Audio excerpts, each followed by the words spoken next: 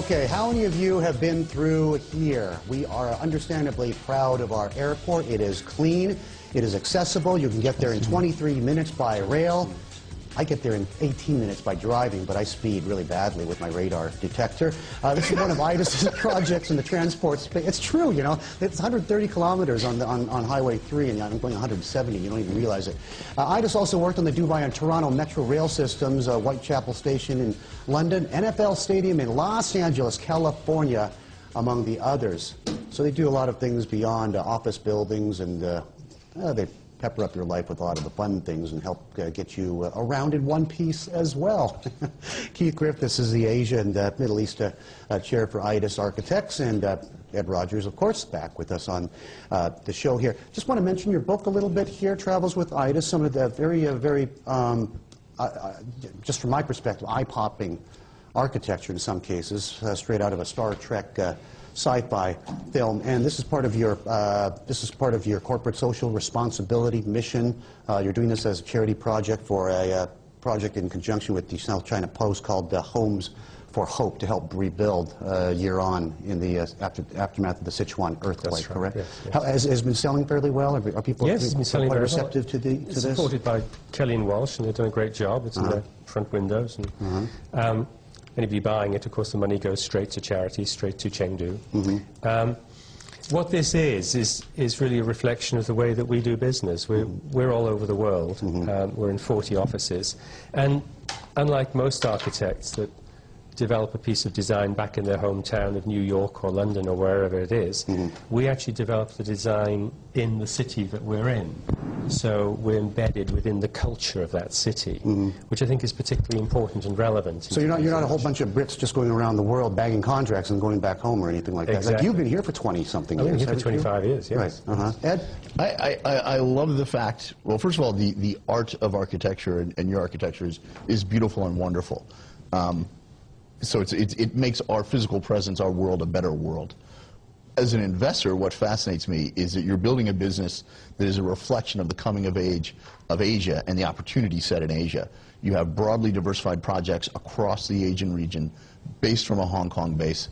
To me, this is part of the ever-evolving story of the coming commercialization of Asia and all the different investment opportunities that are varied and diverse in the architectural world. And I see that as a reflection of your comments earlier, what do I think about the markets these days? I think the Asian opportunity set is growing so dramatically in ways that it's almost incomprehensible. You have to go back 100 years to what America was to the world to fully grasp it. But the architecture and the physical surroundings is where you see it changing every day, and your company's a great reflection of that, I think. It's a very diversified company, too, isn't it? I mean, when one business segment slows down, I mean, you're not building, I assume you don't get a lot of orders to build huge behemoth investment banks anymore right now. Not right now. A lot of other things you're doing right now. And it seems like the cyclicality really doesn't affect you on the whole. Can I ask you, I mean, what is, in terms of staffing, you've been growing, if I'm not wrong, right? You haven't been laying people off, or have you? We did go through a slight downturn period about 4 or 5 months ago, the end of last year, but now we're growing again, because it does take time to re-engineer. It does take time to shift from one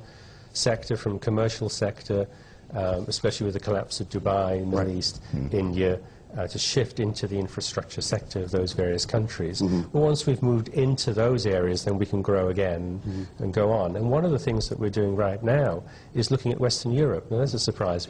We tend to go where people don't go. But what we've seen is there's an opportunity in Western Europe right now to pick up existing small practices that may be struggling but have a very, very high design portfolio, bring them into the Aedas group, rebrand them, re-engineer them, so that in 2 or 3 years' time we'll have a network across Western Europe, which we'll have built in a down period. Do you have a marketing slogan, or do you not use them? The world's local architect?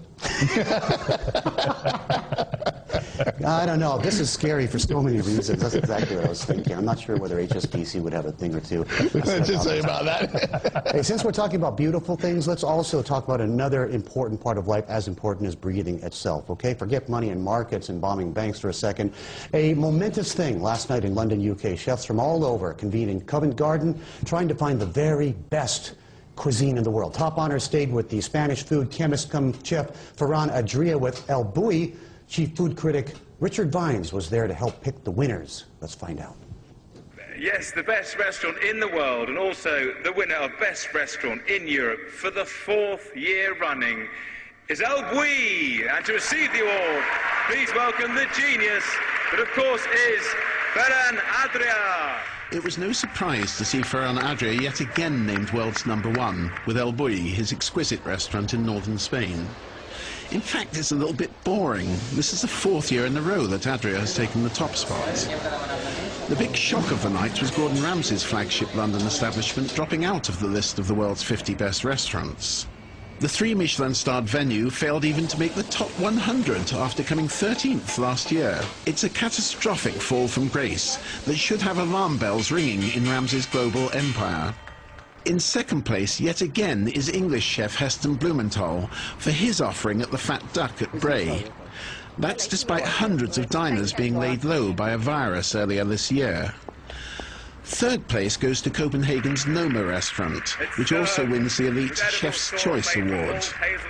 The highest US ranking, at number 6, is Thomas Keller's Per Se restaurant in Manhattan. With his Napa Valley French Laundry, and at number 9, Keller is the only chef with 2 slots in the top 50.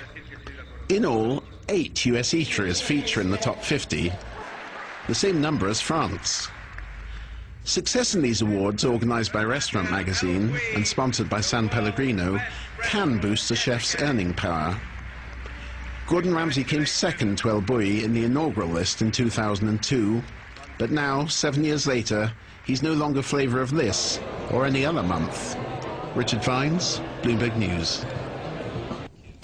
Keith, you're getting a lot of business for restaurants nowadays? Not so much right now. Yeah. We did a number of restaurants in the better periods, but right now the restaurants are fairly quiet. Yeah. Well, maybe take some of the, I don't know, what do you think of foam, molecular gastronomy? Foam, sea bass foams. Are you into that stuff, Ed? You know. I like food, as might well be apparent, and I think Asia is a great place for food, and I love eating in nice restaurants, so please build some more. Absolutely. Maybe attach them to each other. Rejuvenate. Take some banks and turn them into restaurants. Fine restaurants. Call them Banks Ahoy or something like that. Jettison. Thanks for being on the show with us, okay, and sharing all your stuff, Ed. Good to see you, okay? Thanks very much, Bernie. Thank you all for watching Asia Confidential. We'll be back very, very soon. Make sure you keep it tuned right here to Bloomberg. See you, bye.